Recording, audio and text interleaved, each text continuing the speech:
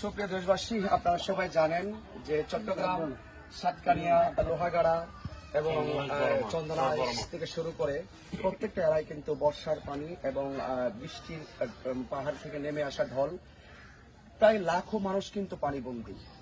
এবং আপনারা জানেন যে বিশুদ্ধ পানির খুবই অভাব এবং শুকনো খাবার, ভারী খাবার সবকিছু মিলিয়ে কিন্তু খুব একটা জটিলতার মধ্যে কিন্তু এই এলাকাবাসীগুলো রয়েছে।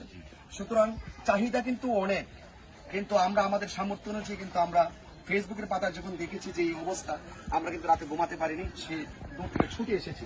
তো সেই জন্য আমরা যে খাবার আমরা নিয়ে এসেছি সেগুলো যথেষ্ট নয়, সেই ভালোবাসাগুলো বিতরণ করা যথেষ্ট নয়। কিন্তু আমরা মনে করি যদি সবাই মিলেমিশে যদি মানবতার হাত যদি আমরা প্রসার করি, তাহলে কিন্তু আমাদের যে কোনো সংকটে, যে কোনো দুর্যোগে, যে কোনো অবস্থার মোকাবেলা কিন্তু আমরা আর্থিকভাবে, মানসিকভাবে, আন্তরিকভাবে কিন্তু আমরা করতে পারবো। সবচেয়ে বড় কথা হলো একটা সুন্দর মন প্রয়োজন। সেই মনটাকে সুন্দর করে সেট করে আসুন, বন্যায় বিভিন্ন দুর্যোগে যখন মানুষ বিপদে পড়বে, আমরা সকলের পাশে এভাবে ইনশাল্লাহ দাঁড়াবো। দেশবাসী আমাদের সবার জন্য দোয়া করবেন। এই অপরিবর্তিত অবস্থা থাকলে সেটা আমরা আবারও আপনাদেরকে দেশ বিদেশ থেকে অনেকেই অবস্থা সম্পর্কে জানতে চেয়েছেন। আপনারা দেখেন এই বাড়িতে টোটালি আমরা কিন্তু উঠানে দাঁড়িয়ে আছি, ঘরের ভিতরে এরপরে কিন্তু উনি মনে হয় বাড়ি, আপনি মনে হয় বাড়ি না, পানি কিন্তু প্রচুর পড়ছিল এই পর্যন্ত। অর্থাৎ বুঝতেই পারতেছেন গলা পর্যন্ত পানি ছিল, তাদের খাবার সব ভেসে গিয়েছে, লাকড়ি সব ভেসে গিয়েছে, খাবারের মতন কোনো উপকরণ কিন্তু তাদের কাছে নেই। অর্থাৎ এই বিপদ কিন্তু তারা নতুন আসছে, আগামীকাল আমারও আসতে পারে। সেই জন্য যেখানেই সমস্যা দেখা দিলে, জটিলতা হবে, সেখানে আমরা ছুটে যাব। সবাই আমাদের জন্য সবাই দোয়া করবেন।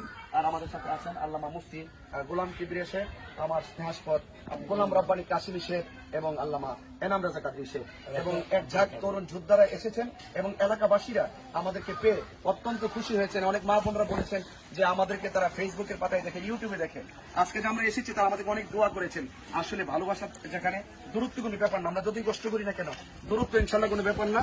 আমরা ইনশাল্লাহ অনেক দূর আজকে আমরা কার্যক্রম চলমান রেখেছি। আমরা দ্বিতীয় আপডেটটা আমরা আবার আপনাদেরকে অবশ্যই